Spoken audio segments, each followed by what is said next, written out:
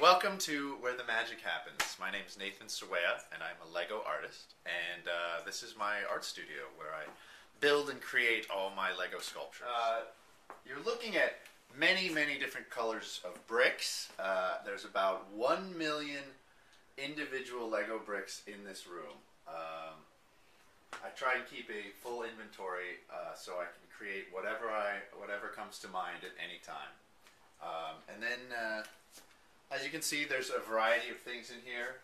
I do some life-size sculptures. I do a lot of human forms in my artwork, and this particular one was requested by Neiman Marcus.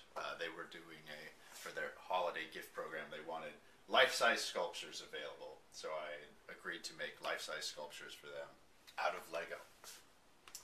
And then one of those life-size sculptures I've done right here is Stephen Colbert. When I was on the Colbert Report, he had requested a rendition of himself, and so I did him in his famous pose so he can point to whoever the guest is standing. Well, this is a little fun thing I made. It is brick flakes, and I used this in a little fun gag picture I did a long time ago. And so essentially, you're seeing the bowl here where you're using the curves, using the right angles to make a curve. That's critical. And then because this was only being shot from one angle, I didn't make the entire brick flakes box. Instead, you can see as I spin it slowly around that it's partially not there. You're just seeing the front and the facade, if you will.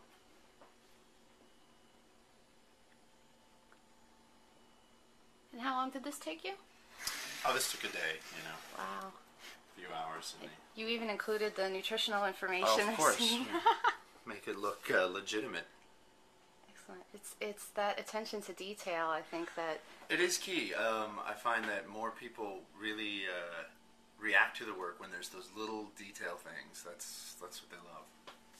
I do get emails from kids every day asking, like, how can I get your job? How can I be like you? And I always tell them practice. I mean, that's really what it is. It's practicing, learning how to just build with Lego and build different things and start with small stuff and work your way up. And that's the best advice I can give.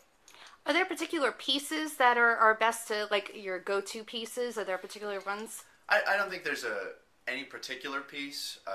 Every Lego brick can, connect with another one, so it all interconnects at some point. I don't know. I like the rectangular bricks, and I just go from there. Well, you could take Stephen Colbert, for instance. If you could just show me now, if Stephen Colbert says to you, I want you to make a life-size sculpture of me, what's the process you go through? How do you start? Well, the process with something like Stephen is really studying Stephen, getting a lot of photos of him and figuring, out what he looks like. I do a lot of sketching. There's a lot of sketching. I use what's called brick paper, which is like graph paper that you used in math class, but instead of squares, it has rectangles because Lego bricks are rectangular. They're not perfectly square. So you can sketch out on that and use that as almost a guide and a blueprint.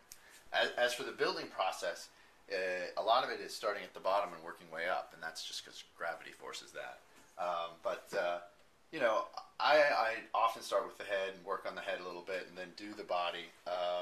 And then it is what it is. There's building and removal and more building and more removal. And how long did this take you?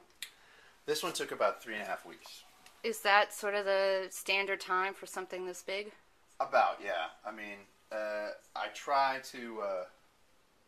it depends on the project. Sometimes I'll be doing, 18-hour days when I'm really committed to something that is under a deadline. I will just push it. Other times, I'll bounce around from different projects. But I'm usually working on Lego with bricks in my hand every day. So it's fun. It's a good job.